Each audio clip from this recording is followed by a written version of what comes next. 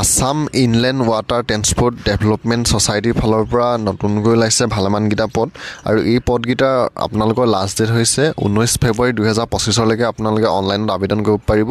আৰু পদকেইটা ওলাইছে আপোনালোকৰ এনভাইৰনমেণ্টেল স্পেচিয়েলিষ্টৰ কাৰণে ওলাইছে আৰু আপোনালোকৰ ইয়াৰ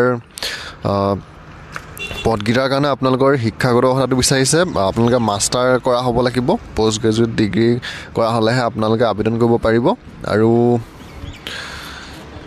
ইয়াৰ আপোনালোকৰ পদকেইটাৰ কাৰণে এক্সপিৰিয়েঞ্চো বিচাৰিছে আপোনালোকৰ এক্সপিৰিয়েঞ্চ থাকিলেহে আপোনালোকে আবেদন কৰিব পাৰিব